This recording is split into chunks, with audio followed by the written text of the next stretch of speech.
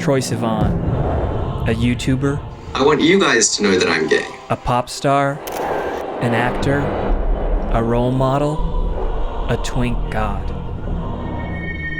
Troye Sivan has been someone who's been able to break through the prevalent barricade of taboos of being an openly gay artist and transcend in the same spirit of Bowie. Sivan has also had some acting credits as well, starting as a young supporting actor in X-Men Wolverine, having a supporting role in the film Boy Erased, or having a starring role in the gay film 3 Months. But what really interests me about Troye are his music videos. Filled with queer visuals and gay storylines, I've always felt that the music video genre is the best example of an experimental film genre that is widely embraced by a lot of people. I mean, look no further than like Childish Gambino's This Is America or, Beyonce's Hold Up video. This is a genre that logic can openly fall by the wayside and feeling can take over.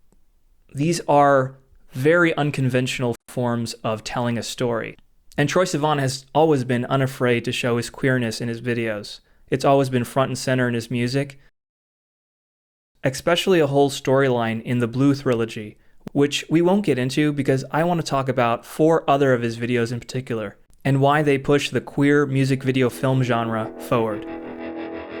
Now let's start with the music video, and unfortunately I won't be able to play the actual music for obvious reasons. It was released in November of 2015. It's a video that displays the typical subgenre of music videos, which I call the house party genre. There are countless examples of this, like The Middle by Jimmy Eat World, or one of my personal favorite music videos of all time, 1979 by the Smashing Pumpkins. Youth follows Troye at a party. He's being very shy and just sort of roaming around the party. There's a lot of quick cuts in this music video. What's interesting is it's able to take this very common heterosexual house party music video genre and flip it on its head by having it be a gay one. What's great about this song and what's great about the other examples and this idea of the house party, it's a very young thing to do. You usually don't see older people throwing house parties. And it's this idea of youth fleeting and how time just quickly goes. And it's whoever you give your time, because time is the constant that we keep running out of. Now let's move on to one of my favorite videos of his, the Bloom video. Now this is an important video because what Troye did here is he got to push a gay perspective into the mainstream by being subtle about it, of course, but yet it's a very gay song. A lot of people see this song as a metaphor for bottoming. And now I'll spare you the graphic explanations, but it's basically, when gay people make love, there's usually a top and there's a bottom. And this song, it can be taken at face value as a flower, as a beautiful blossoming relationship, or it could also be taken at that sexual stage where it's about the vulnerability you have when you are a bottom that you have to give another person.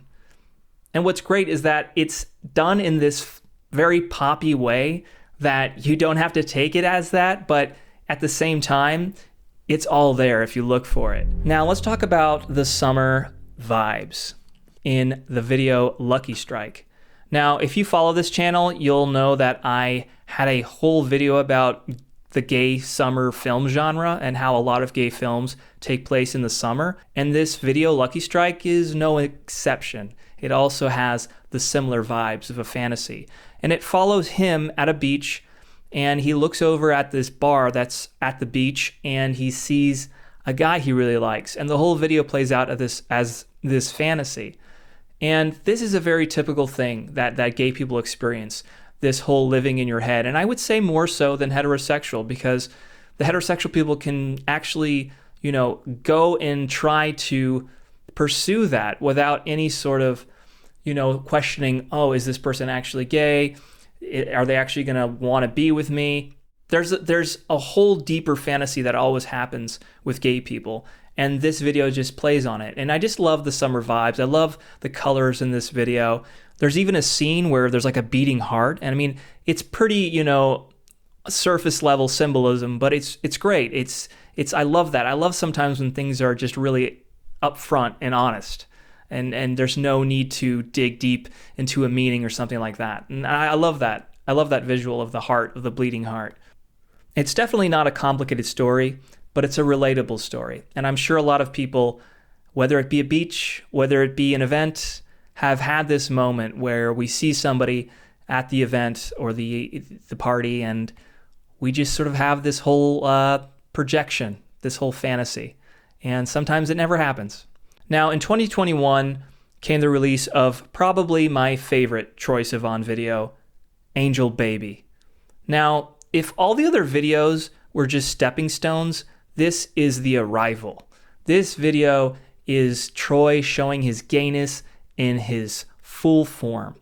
There's constant depictions of him kissing other guys, him in this sort of like group setting where they're all sort of cuddling. There are cutaways to a transgender man in it. There's also another gay couple that kisses, and there's cake. There's freaking cake. I love cake. What I love most about this video is the energy it pushes out. And like I said, music videos can follow the structure, the storyless structure, and they can evoke just feelings. And one of the most striking images in this video is when he's on a motorcycle and, we see what he's wearing, and it's pretty great. It's pretty great what he's wearing. What I love most about it is the fact that they just have a scene later in the video where he's just making out like on the side of a freeway with the other guy. Like it's Troye just, letting it all out, literally. It just if every video was a lead up to this one, then it was worth the wait, because I feel like this is his best work in terms of music video and songwriting all together in one. As we see more pathways for LGBT artists, people like Lil Nas X, or even this Stacy's Mom parody that I recently saw. And how could we forget the late Sophie? How Sophie was able to not only be this beautiful example for people who are non-binary, transgender, but just make some really cool music videos and really great music. And I'm looking forward to seeing where this film genre goes forward. Not just about the music, but the videos that go along with it.